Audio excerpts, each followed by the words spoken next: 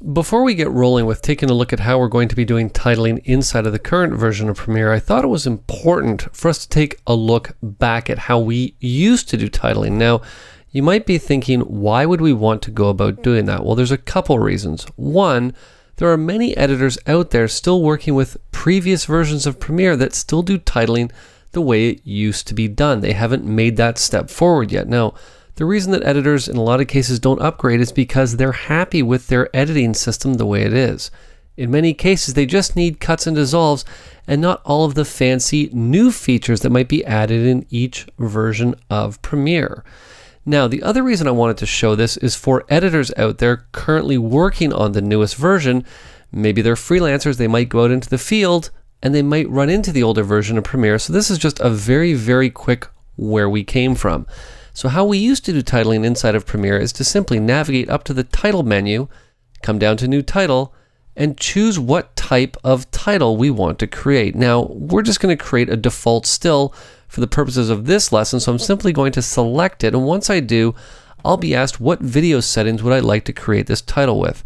Now, by default, Premiere gives me the video settings that are currently set for the timeline that I'm working with, and I'm just going to call this first title Kevin's Title. I'm now simply going to say OK, and the actual title tool will now appear that I can come in. I'm just going to type my name in for the purposes of what we're doing now. I'm just going to position it to the lower left-hand corner like it's a name super, and I'm simply going to close the title tool.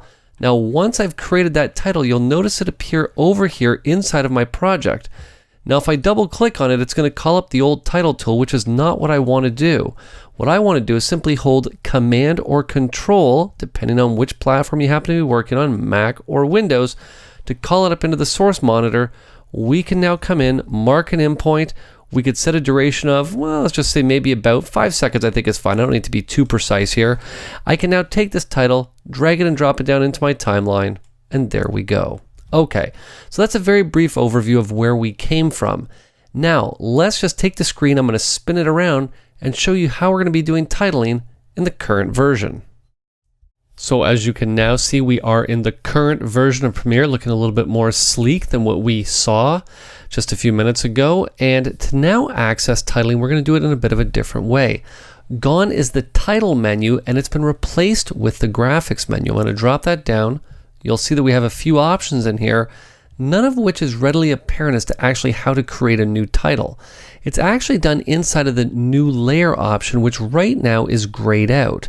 The reason it's grayed out is because currently I have the project selected. In previous versions of Premiere with the old title tool, it didn't really matter what you had selected. Now it does.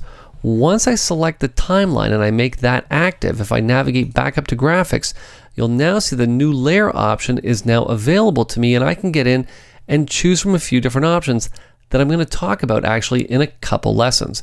Now, before we move on, I do want to throw one more thing out there for you to keep in the back of your head. If you're moving from an older version of Premiere with the older title tool to a newer version of Premiere with your new titling options, you might either want to be opening older projects that have those old titles in them, or just to get yourself up and running, you may want to stick with that older legacy title tool just so you can keep the workflow going as smoothly as possible. Well, don't worry. The team at Adobe hasn't removed our favorite title tool, it's just moved it. So where do we find it? Well, if you happen to have older titles in a current timeline that you're working on in the new version of Premiere, don't worry. Just double click on them and the legacy titler will open up for you. If you don't have any titles but just want to use that great title tool, what you can do is simply navigate to the file drop-down, come to New, and come down to Legacy Title. Once you select that, you'll be brought to your favorite new title window where you can simply say OK, and the Legacy Title tool will open for you to use. Okay, now before we move on, in the next lesson, I want to take a bit of a sidestep. We're going to keep talking about titling, but I want to talk about something that goes into titling, and that's choosing fonts, because you have access to some great free fonts with your Creative Cloud license, and I want to show you how you can access those fonts right now.